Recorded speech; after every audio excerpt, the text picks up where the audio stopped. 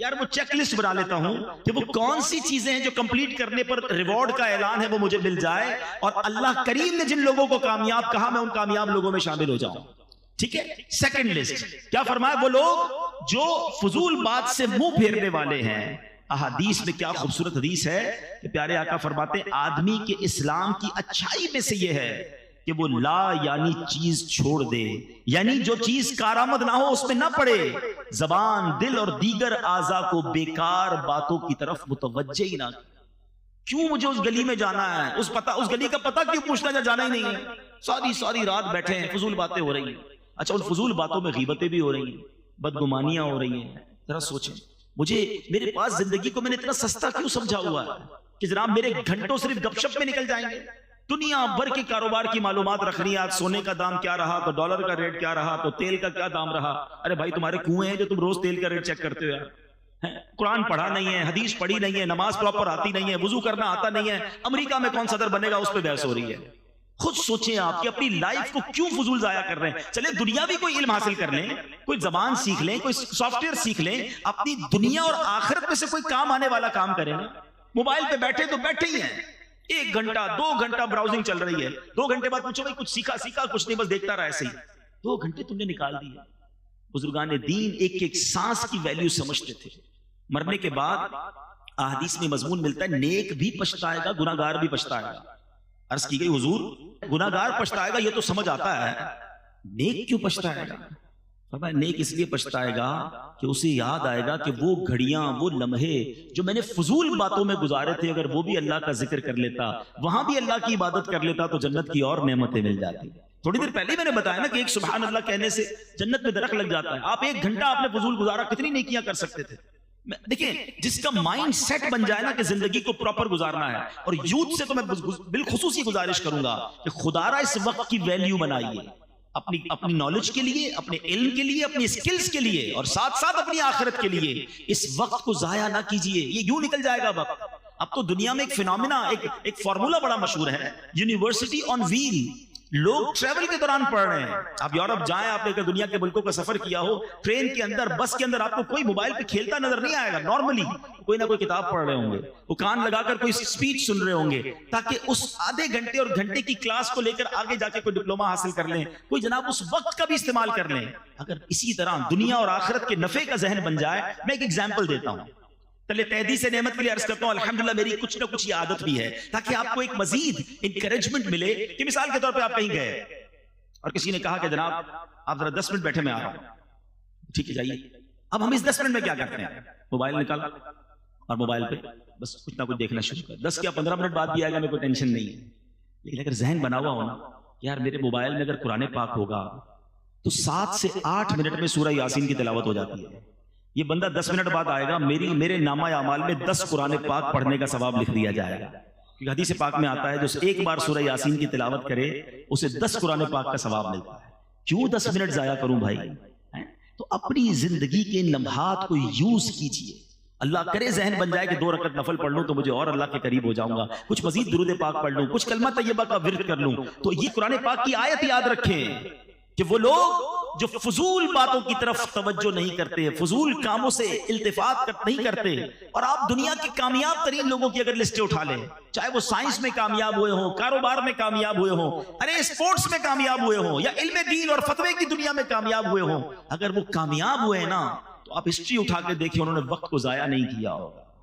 انہوں نے اپنے ہم سوتے رہے، وہ کام کرتے رہے، وہ اس وقت بھی پریکٹس کرتے رہے اور کسی نہ کسی فیلڈ میں کامیاب ہو گئے. ورلڈ ریکارڈ ہولڈر بن جاتے لوگ، دنیا میں ایجاد کرتے ہیں کسی چیز کو. اسی طرح بڑے بڑے مفتیان کرام، مفسرین کرام، دین کا بڑا کام کرنے والے، وہ اپنی نیند سے سیکریفائس کرتے ہیں، اپنی صحت سے سیکریفائس کرتے ہیں، اپنے وقت کو ماڈیفائی کرتے ہیں، اور اسی لائف کے اندر وہ 400 سال نہیں جیے، ان کے پاس 48 گھنٹے نہیں ہیں، ہماری طرح 24 گھنٹے ان کے پاس بھی ہیں. کوئی 60-70 سالہ زندگی نارمل لائف انہوں نے گزاری، مگر وہ کام کر دیا کہ سینکڑوں سال تک ان کا نام باقی رہتا ہے.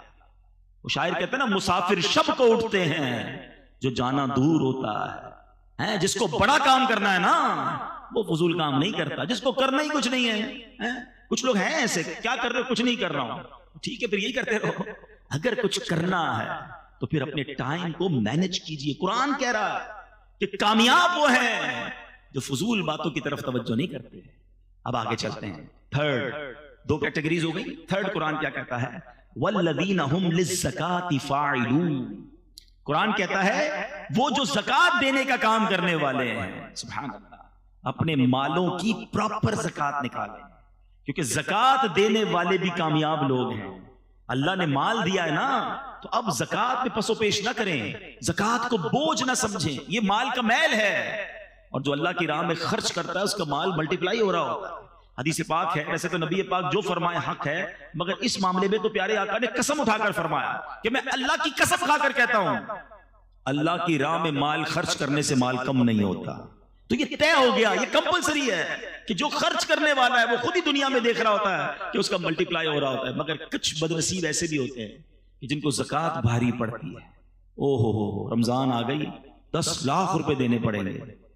اس اللہ کے بندے کو کون سمجھائے کہ اللہ کے بندے تجھے رب نے 4 کروڑ دیے تو 10 لاکھ زکات بنی ہے نا. تجھے تو سجدہ شکر کرنا چاہیے تھا کہ میرے مولا تو نے یہ دل دکھائے کہ میں زکات دینے والا ہوں, تو نے مجھے زکات لینے والا نہیں بنایا. میں آپ سب سے پوچھتا ہوں, کیا آپ نے غریبوں میں پڑھے لکھے نہیں دیکھے, سمجھدار نہیں دیکھے, نمازی نہیں دیکھے؟ ارے ہم سے بہت زیادہ اچھے ہیں, مگر ان کے پاس پیسے نہیں ہیں, وہ مانگ رہے ہوتے ہیں, بیچارے قرضے میں ہوتے ہیں. ان کو دیکھ کر تو آنکھوں میں آنسو آنے چاہیے کہ یا اللہ میں نے ایسا کیا کیا کہ تو نے مجھے دینے والا بنایا, مانگنے والا نہیں بنایا. اور جب زکات کی باری آئے تو خوش دلی کے ساتھ, اوپن ہارٹڈلی انجوائے کرتے ہوئے کہ یا اللہ تو نے ایسا کرم کیا مجھ پر کہ میں تیری راہ میں خرچ کرنے والا بنا. بوجھ سمجھ کر خرچ کبھی نہ کرنا, ورنہ کہیں ایسا نہ ہو یہ صدقے, یہ خیرات, یہ زکات بھی ضائع کر دی جائے. اچھا پھر زکات اور صدقہ دیں مگر کسی کا دل نہ دکھائیں, احسان نہ جتائیں. قرآن ہی کہتا ہے یا ایھا الذین آمنوا لا تبطلوا صدقاتکم بالمن والاذی. اے ایمان والو اپنے صدقے ضائع نہ کرو. صدقے کیسے ضائع ہو جاتے ہیں؟ پیسے دیے, اکاؤنٹ میں گئے, سلپ بھی آئی, اب کیسے ضائع ہو گیا؟ فرمایا احسان جتا کر اور تکلیف پہنچا کر.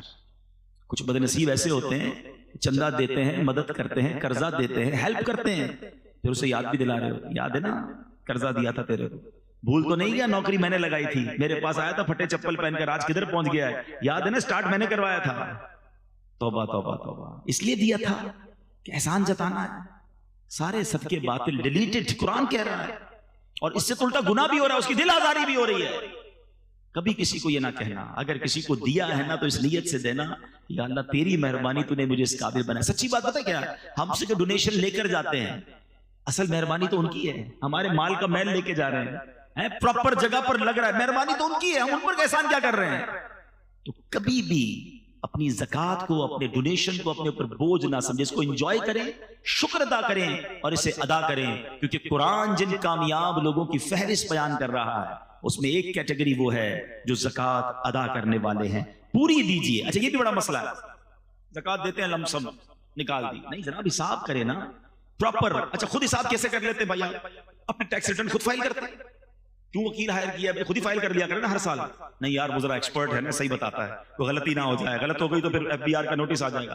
ٹیکس ریٹرن کے لیے وکیل چاہیے, زکات خود ہی فائل کر دینی ہے, خود ہی حساب کر لینا. ایک بار کسی عالم دین سے مشورہ کر لینا کہ حضرت سونا اتنا ہے, پیسے اتنے ہیں, پراپرٹی اتنی ہے, کاروبار میں پیسے اتنے لگے ہوئے, مجھے بتا دیں میرے مال کا میل نکل جائے, کوئی رہ نہ جائے, اور تھوڑی زیادہ نکال دیا کرو. لیکن کوئی نہ کوئی, اصل بات وہی ہے, دل اتنا گرفتار ہوتا ہے بعض اوقات مال کی محبت میں کہ بندہ راستہ ڈھونڈ رہا ہوتا ہے کدھر سے زکات کم ہو جائے. ارے تم راستہ ڈھونڈ لو گے, اللہ تو دیکھ رہا ہے نا. یار یہ پراپرٹی کرائے پہ دے دو تاکہ یہ کرائے پہ چلی گئی نا تو اس کی زکات نہیں جائے گی, یہ فلاں کو دے دو, یہ بیوی کو دے دو, یہ اس کو دے دو, زکات سے نکل جائے گی. تم نکال لو گے, نہیں دو, اللہ تو دیکھ رہا ہے کہ یہ بندہ کوشش کیا کر رہا ہے کہ کہیں سے زکات کم ہو جائے. مزہ یہ ہے کہ بندہ بولے یار زکات بھی دوں, صدقہ بھی دوں, کوئی اور کام نیکی کا اور لے جاؤں مجھ سے. اچھا یہ ڈونیشن دیتے وقت یہ واقعی بڑا اہم پوائنٹ ہے.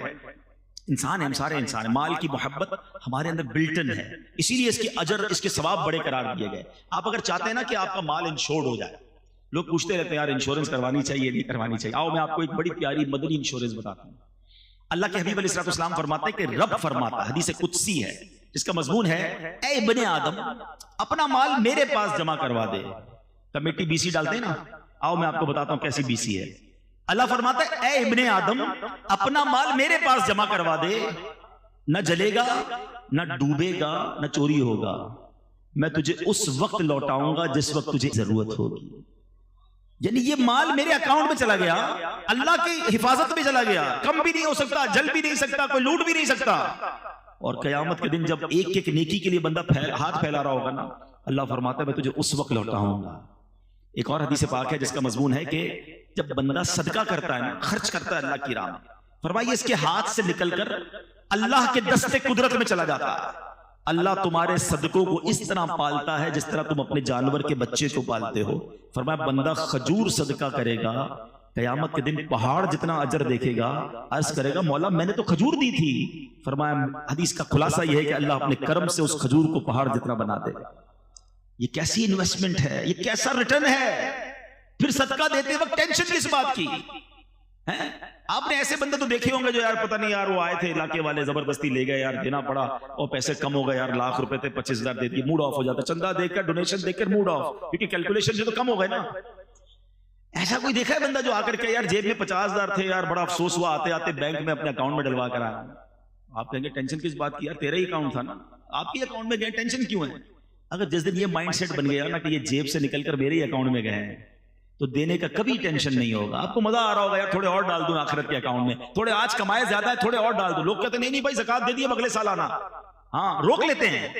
یار جب اللہ دینے میں نہیں روک رہا تو تم خرچ کرنے میں کیوں روک رہے ہو؟ اسے حدیث پاک کا مضمون ہے گن گن کر خرچ نہ کرو ورنہ وہ رب کریم بھی تمہیں گن گن کر عطا فرمائے گا.